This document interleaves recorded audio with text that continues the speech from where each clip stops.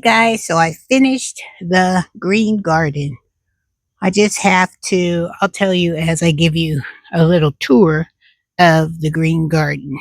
Whew, I am finished and I am so excited. So I decided to put my gnome right there, and I still have to pick that bell pepper. Let me back you out some so you'll be able to see the full spectrum of the green garden. So we have that. See how that soil, that leftover soil looks really, really good? It kind of gives it like a nice clean look.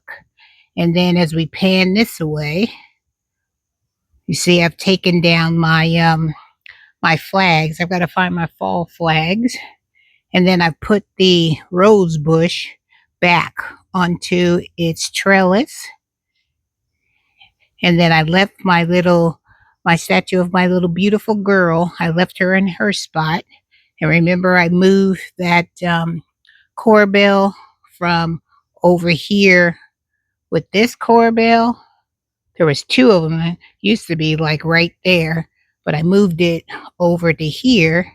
And I have my little sign in front of it that says, "Meet me in the garden" sign, which is that little watering can right there. Let me show you right there. And then I decided to put another trellis over here because I want some kind of a, I don't know, maybe another rose on this side to balance it out with this rose on that one. So that will be cute. And I still haven't cut my basil back yet, but I will. And then I have my wheelbarrow that I cleaned out. When I go to the garden center, I'll figure out, what I want to put in there. And then as we pan over here, every garden has an area that has their bunch of their little junky areas. So right behind that gnome, I have all my tomato cages and all that kind of stuff because I would rather have access to it out here in the garden versus having to keep going into my garage and digging through all that stuff. And then I showed you earlier how I cleaned out the gardening box and just left some of the basil in there as well. And then this area was cleaned out. I still need to trim my Don Juan rose, and I need to get rid of that bucket right there because, it's too heavy. And then I got to get rid of that drainage pipe thing. I think I'm going to try to maneuver it so it won't be in the way because that thing always gives me such a hard time when I'm cutting the grass. And then we're back to where we started. So isn't that beautiful? So this side is done. Next week or the next few days, when it looks like I'll have a good day, I'm going to start over in the black and white garden because that one's not too bad. I just have to cut back some of my hostas and just weed a few of my containers over there because I think I'm just going to use my deck garden and my black and white garden for my fall garden this season, and I'm gonna let the green garden rest, and then the following year I'm going to use the green garden and I'm going to let the black and white garden rest. That's how I'm going to work it because you have to let your gardens rest because they need time just like we need time. Our rest time is in the winter time. We're not out here doing all that physical labor and all that stuff. We're in the house, we're relaxing until it gets closer to spring, and then that's when we start with our seed starting and all our planting and stuff. So that's how it looks, you guys. So woohoo! Thanks for riding these. I think it's fifth day of me doing some more fall cleanup in the green garden.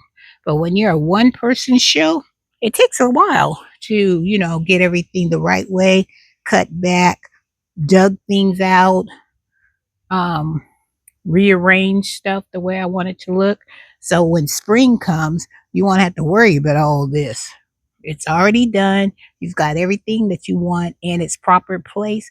And then you can just relax and put your seeds out that you have started and just water them, fertilize them, and watch your food grow.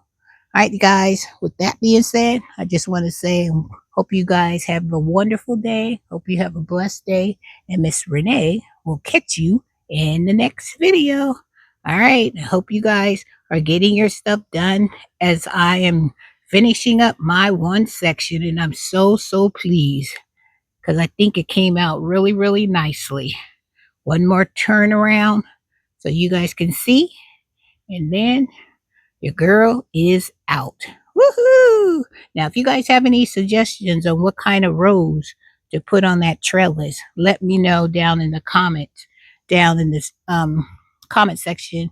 And because I have like a pinky yellow rose by P. Allen Smith, and I also have a Don Juan rose by Perkins.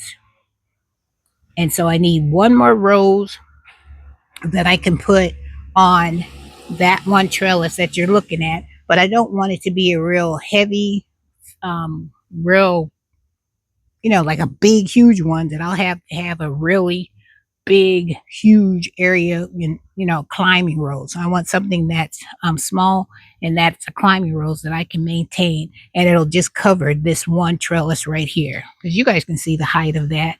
I don't want anything getting out of control. Just like with this Don Juan rose, let me show you. The Don Juan rose right here. Whew, I have cut that thing back, and it's such a beautiful rose, but it's high maintenance, and I don't want no more high maintenance roses. All right, you guys, have a wonderful day, have a blessed day, and Miss Renee will see you in the next video. All right, you guys, take care.